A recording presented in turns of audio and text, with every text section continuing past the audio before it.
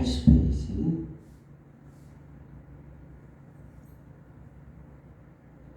교도하도록 하겠습니다. 18절부터 사원들아 범사에 두려워함으로 주인들에게 순종하되 선하고 관용하는 자들에게만 아니라 또한 까다로운 자들에게도 그리하라. 부당하게 고난을 받아도 하나님을 생각함으로 슬픔을 참으면 이는 아름다우나 죄가 있어 매를 맞고 참으면 무슨 칭찬이 있으리요. 그러나 선을 행함으로 고난을 받고 참으면 이는 하나님 앞에 아름다우니라. 이를 위하여 너희가 부르심을 받았으니 그리스도도 너희를 위하여 고난을 받으사 너희에게 본을 끼쳐 그 자취를 따라오게 하려 하셨느니라.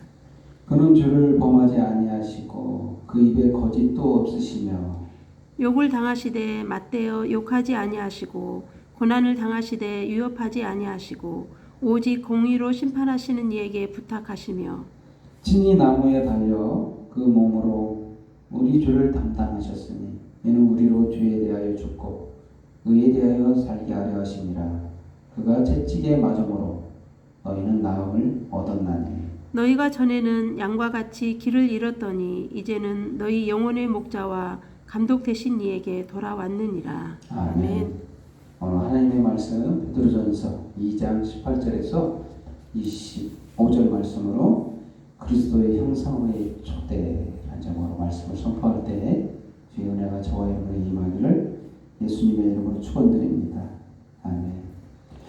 네, 먼저 서로 보면서 인사하는 시간을 갖도록 하겠습니다. 당신은 그리스도의 형상이 당신의 안에 있습니다. 서로 보면서 당신은 그리스도의 형상이 당신 안에 있습니다. 아멘. 저와 여러분 안에는 그리스도의 형상이 있어요. 이런 말은 참 어렵죠. 이해하기가. 내 안에 나만 있는 것처럼 생각되는데 내 몸에 그리스도의 형상이 있다니. 사실 우리들이 고난을 받으면 첫 번째로 생각하기가 쉬운 것은 심판을 받는다 이렇게 생각하기가 굉장히 쉬워요. 그런데 그 심판만 생각하면 이걸 심판으로만 이해하고 또 다른 하나님의 깊은 뜻을 이해 못하면 한 가지만 알고 진면목을 모르는 하나님의 그 근본 뜻을 그 마음을 모르는 그걸 뭐냐면 이와 같은데 고난과 은혜는 동전의 한 면과 같다. 참 이게 어떻게 고난인데 은혜냐? 어떻게 한 몸이냐? 그리스도의 형상은 이 고난과 은혜가 하나인 것처럼 그렇게 이루어진 그러한 모습을 그리스도의 형상에 투영했다는 것을 아셔야 돼요. 고난 없는 은혜가 없어요. 참 이상하죠? 어떻게 고난받는데 은혜가 있을까?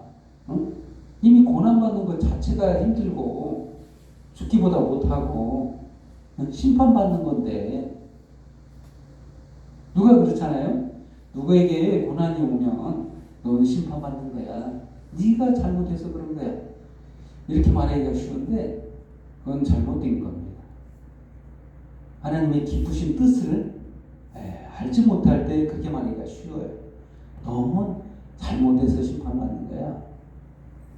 사실 이 한 가지를 잘 모르고 있어요. 예수님이 우리 대신 심판받았다는 사실을 깨닫지 못하고 있어요. 오늘 본문 말씀에서 그렇게 말하고 있죠. 23절과 24절 말씀을 읽어보면 욕을 당하셨는데도 맞대에 욕하지 않으시고 고난을 당하되 위협하지 아니하시고 오직 공의로 심판하신 이에게 부탁하셨다.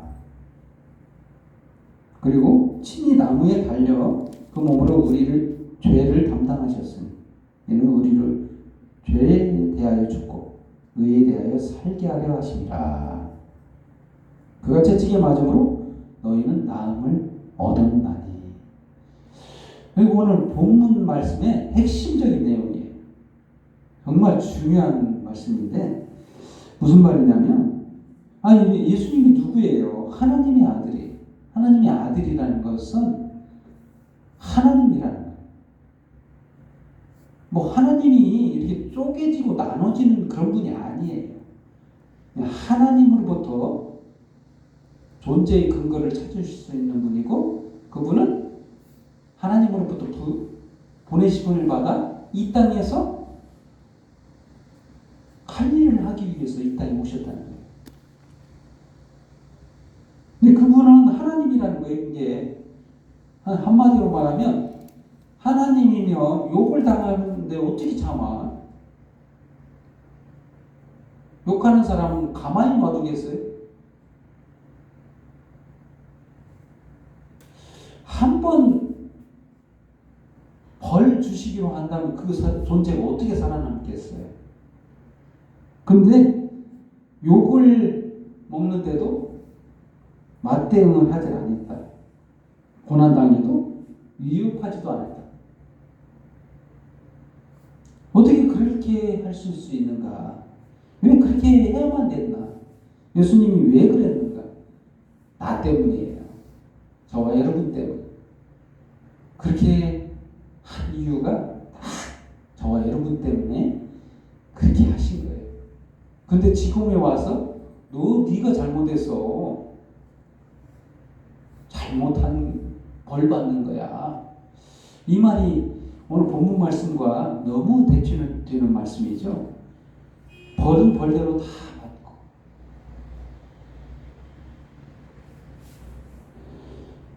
하나님은 죄를, 저와 여러분의 죄를 친히 담당하셨다. 왜 그랬냐면 죄에 대해서 죽고 의에 대해서 살게 하시려고 했다는 거예요. 죄는 우리들을 살지 못하게 해요. 하지만 의는 우리를 살게 해요. 이 바로 고치셨어요. 우리들의 그 잘못된 그 모습을 바로 고치신 그 사건, 바로 십자가에 죽어주심이죠. 이게 바로 아까 말하는 동전의 양면, 예수님의 고난, 십자가의 죽으심. 이거 없이 우리들이 은혜가 없다는 거예요. 저와 여러분의 은혜가 없어요. 그거 빼고는. 그래서 양면이라고 하는 거예요. 이거를 다른 표현으로 말하자면 심판과 은혜, 사랑, 심판과 사랑이라는 표현을 또 쓰죠. 이것도 양면이라고 하죠. 그래서 심판을 하시는데 사랑도 한다는 거예요. 그래서 이게 왜 심판하는가? 미워서 심판하는가? 존재케 하신 분이 누구예요? 저와 여러분을 존재케 하신 분이 하나님이신데 심판을 목적으로 하셨나? 그게 아닙니다.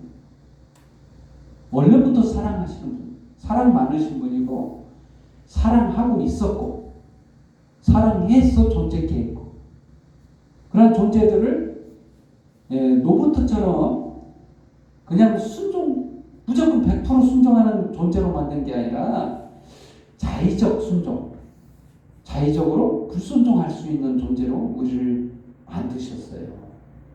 이 땅에 두셨다는 거죠.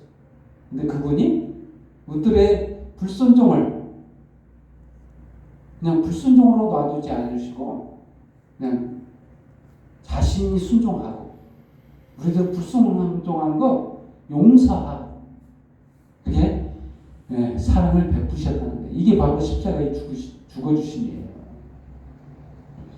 그렇습니다. 본문에서 18절 본문에 이제 본격적으로 들어가자 보면 사원들아 범사의 두려움으로 주인들에게 순종하되 선하고 관용하는 자들에게만 순종하지 말고 또한 까다로운 자들에게도 그리하라. 이게 도대체 무슨 말이냐?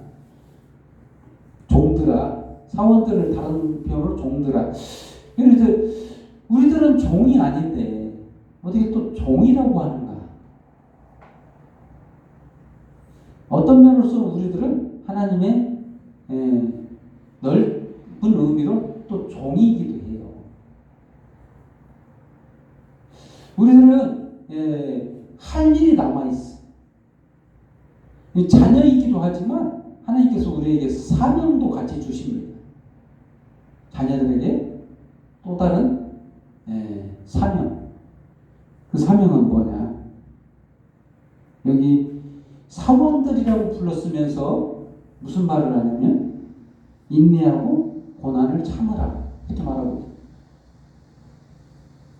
근데 부당한 까다로운 자들 아니 잘하는 사람들에게 순종하는 것은 쉬워요. 잘하기 때문에 순종하죠. 주인들이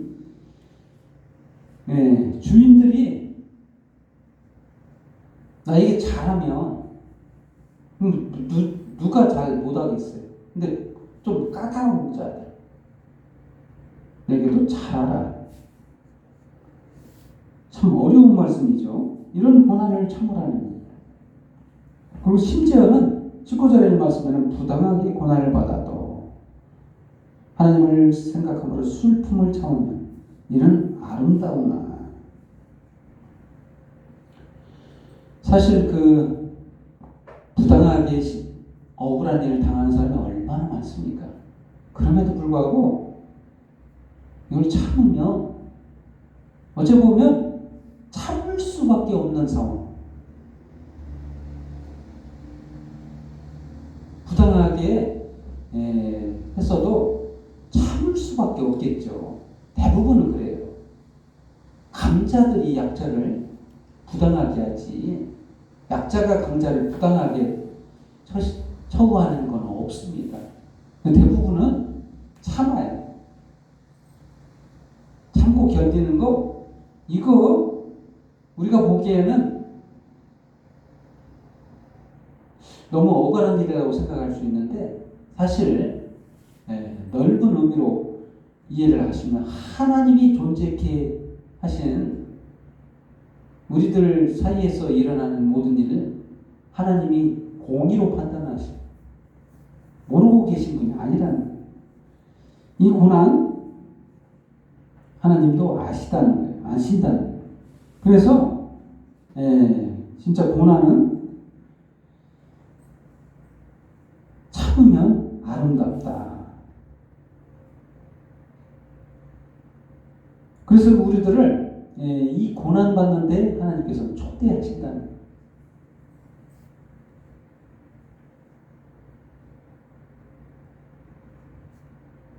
생각하면 이 고난이 우리에게 당했을 때는 대부분 아까 말했던 것처럼 네가 뭔가 잘못해서 그런 거 아니야. 응? 뭔가 고난 받을 만한 그런 게 있지 않느냐. 하나님께 범죄해서 뭐 이렇게 판단하기가 쉬운데 이걸 쉽게 말할 때 그러죠. 하지만 고난은 하나님이 또 다른 은혜를 주시려고 하는 하나님의 인도하심, 하나님의 이끄심이 거기에 있다는 것을 아셔야 돼요. 그렇습니다. 근데 죄가 있어 참으면 무슨 칭찬이 있어요. 20절 말씀. 그러나 선을 행함으로 고난을 받고 참으면 이는 하나님 앞에 아름다웠다. 그래서 하나님께서는 저와 여러분을 고난으로 초대하시는 거예요. 고난 받지 않으면 예수 그리스도의 그 십자가의 고난을 어떻게 이해해요? 그 이해할 수 있을까요? 한번 생각해 보세요. 평생 뭐 어려운 일 없이 순탄하게 아무 걱정 없이 그렇게 살아온 사람이 뜬금없이 그 아픈 그 상처를 이해할 수 있냐? 예를 들면 나병 쉽게 말해서 쉽게 예를 들면 그렇습니다. 교통사고 당해가지고 다리가 하나 없는 자가 있어요. 그러면 다른 사람이 가서 위로해 준다고 어떠십니까? 안타깝습니다. 막 위로해도 그 사람이 이해가 갈까요? 상대방 입장을 이해할 수 있을까요? 안 되죠. 잘. 근데 위로하는 사람도 똑같은 교통사고를 당해가지고 다리를 절거나 그냥 마비가 왔거나 좀 고통을 받았다면 조금이라도 이해할 수 있잖아요. 같은 고난을 겪었던 사람이 그 고난을 이해하는 거예요.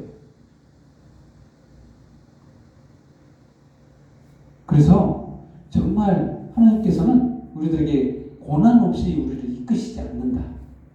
고난을 통해서 사실 중요한 사실을 설명하기 위해서 우리에게 고난을 주시지 않는가 생각됩니다. 그것은 십자가의 고난. 그 고난을 좀 이해하라고, 깨달으라고. 얼마나 중요한 걸까요? 이 고난은 얼마나 싫어요. 요새 코로나 때문에 얼마나 고난이 우리에게 찾아왔고 얼마나 힘듭니까? 왜 이런 고난을 우리에게 주시나? 우리가 하나님을 좀 이해를 해야 되는데 이 십자가의 고난에서 그걸 찾아야 된다. 그래서 그리스도의 형상으로 우리를 초대하시는 거예요. 그래서 21절 말씀, 이를 위하여 너희가 부르심을 받았으니 그리스도도 너희를 위하여 고난을 받으사 너희에게 본을 끼쳐 그 자취를 따라오게 하려 하셨느니라. 본, 그리스도의 본, 모르페죠. 모르페. 이거는 그리스도의 형상. 그리스도의 원래 모습이 뭡니까? 원래 모습이 바로 하나님이에요. 그런데 고난받는 예수 그리스도 십자가에 있는 모습은 뭐예요? 우리가 볼 때 저거 하나님 맞아? 어째 십자가에 저렇게 무기력하게 죽으실 수가 있어? 이렇게 판단하죠. 우리가 다른 사람의 고난을 볼 때 그렇지 않는가 생각해 보셔야 돼요. 저 사람 저렇게 고난을 받아? 저거 얼마나 하나님께 잘못했으면 그래? 이렇게만 이해하기가 쉽죠. 예수님의 그 고통, 나약한 모습, 농활병정들에게 처참하게 죽어가는 그 모습, 그게 본 모습일까요? 그게 전부일까요? 고난받는 것만 전부가 아니라 하나님의 그리스도의 형상은 바로 하나님이에요. 본 모습이. 그걸 이해하려면 고난을 통하지 않고서는 어떻게 알아내는 거죠? 응? 고난을 겪지 않고서는 예수 그리스도 십자가의 고난을 이해 못한다.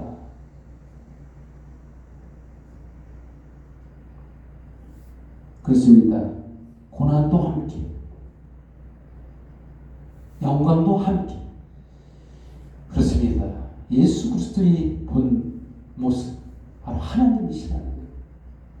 저와 여러분이 그리스도의 고난에 참여하며 동참하면 뭘 깨닫느냐면 하나님의 본 모습, 하나님의 그리스도의 형상에 참여한다는 거예요. 처음 형상이 뭐죠? 하나님의 형상으로 우리가 영광도 함께 누린다는 것을 말하고 있는 거예요. 이게 굉장히 중요한 거예요. 핵심적인 내용.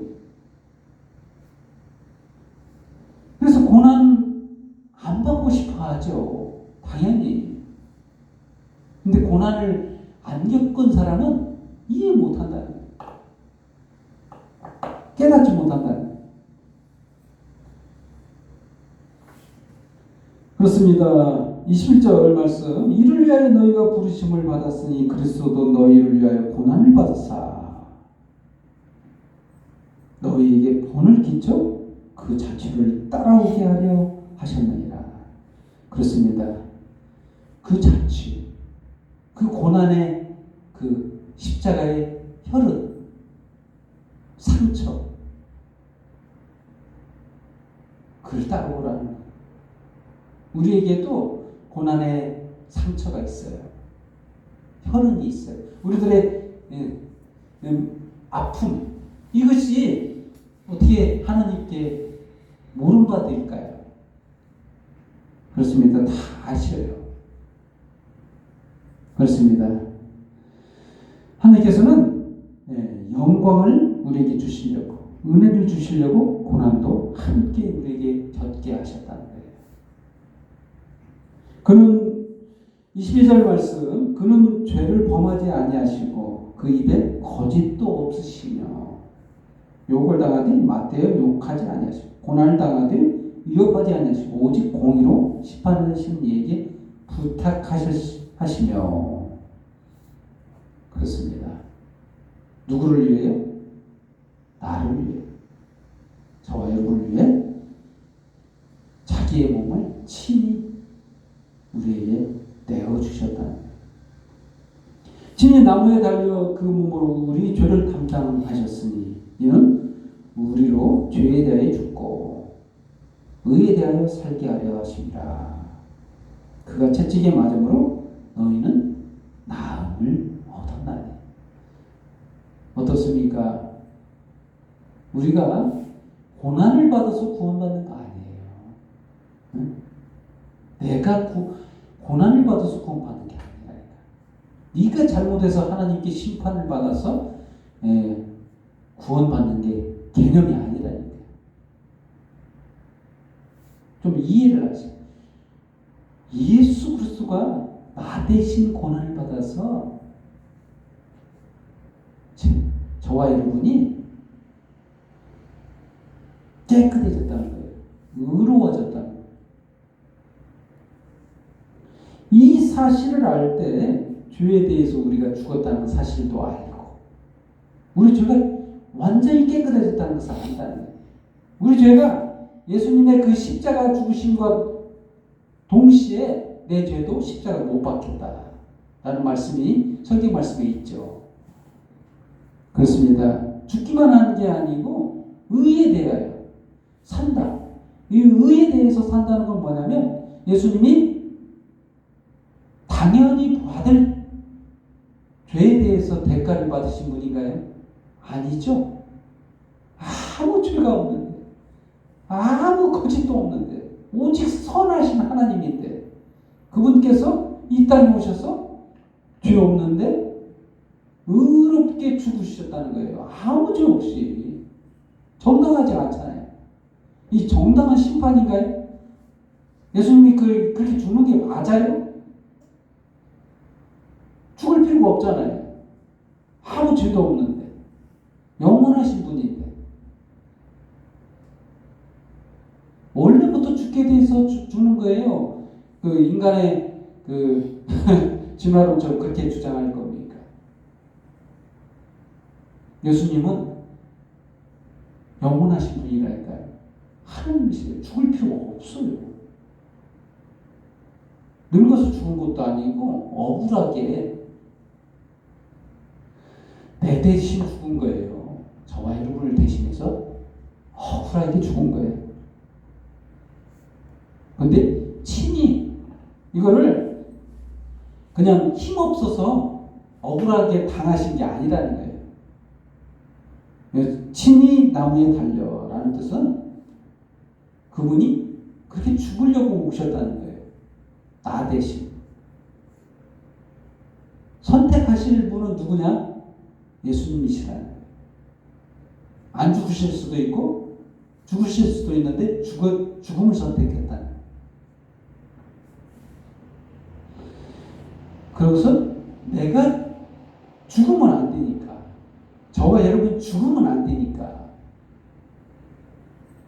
하나님의 사랑하시는 존재들로 하나님이 창조하셨기 때문에 그 창조물이 죽어 심판받아 벌받는 것을 원치 않으니까 사랑하시니까 그 존재를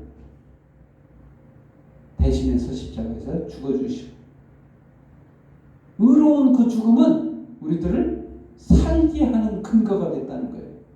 공의로우신 하나님은 선하시기 때문에 공평하세요. 죄 있는 자는 죽고 죄 없는 자는 살고. 이 죄에 대해서 저번에 말씀드린 것처럼 빛으로 설명하기가 쉽다고 했죠. 하나님이 빛이신데 우리는 죄가 있어서 어둠이 있다면 같이 공존 못하는 것과 같다. 근데 우리를 빛으로 만드셨다는 거예요. 똑같이 깨끗하게. 누구를 통해? 바로 예수 그리스도 십자가를 통해서 그렇게 했다는 거예요. 고난, 예수 그리스도의 고난을 통해서. 고난이 얼마나 중요한 건지를 아셔야 돼요. 그걸 알려면 고난을 겪어본 자만 안다는 거예요. 응? 안 당해본 사람은 모른다는 거예요. 24절 말씀 다시 읽겠습니다. 친히 나무에 달려 그 몸으로 우리를 죄를 담당하셨으니 친히 억울하게 힘이 약해서 억지로 끌려간 게 아니라는 거예요. 친히 담당하셨다. 직접 선택하셨다는 것을 의미하는 거예요. 우리를 살리려고 채찍에 맞음으로 너희는 나으로다. 우리를 낫게 하시려고, 우리를 깨끗게 하시려고 그렇게 하셨다는 거예요. 그렇습니다. 너희가 전에는 양과 같이 길을 잃었더니 이제는 너희 영혼의 목자와 감독이 되신 이에게 돌아왔느니라. 돌아가는 길은 딱 한 길밖에 없다. 바로 예수 그리스도의 십자가. 그게 길이에요. 고난이 길이라니까요. 우리가 계속 승승장구 은혜 받은 것이 길이라고 생각하기에 쉬운데 이 땅 위에서는 그런 방식으로 하지 않아요. 하나님은. 이 땅 위에서는 고난을 통해서 일하세요. 고난을 통해서 일하시고 결국에는 하나님 품에서, 하나님 품 안에서 영광을 같이 누리기를 꿈꾸고 계시는 하나님의 마음을 조금이나마 이해한다면 오늘날 이 코로나 사태에서 우리가 좀 뭔가를 깨닫는 저를 되기를 예수님의 이름으로 축원드립니다. 기도하겠습니다. 하나님 아버지 감사합니다. 저희들을 정말 죽을 수밖에 없는 저희들을 주님의 품으로 이끄시기 위해서 이 땅 위에 예수 그리스도를 보내사 저희들을 모두 담당시키셨나이까. 참으로 주님의 그 사랑 오늘 이 말씀을 통해 깨닫고 살아가는 모든 날 동안 주님의 그 크신 은혜 안에서 기뻐하며 즐거워하며 살게 하여 주옵소서. 성령을 보내사 저희들의 심령이 주님 안에서 주님의 형상이 되어지기까지 저희를 인도하시고 붙들어 주옵소서. 모든 영광 주님 앞에 돌려오며 예수님의 이름으로 기도합니다. 아멘. 찬송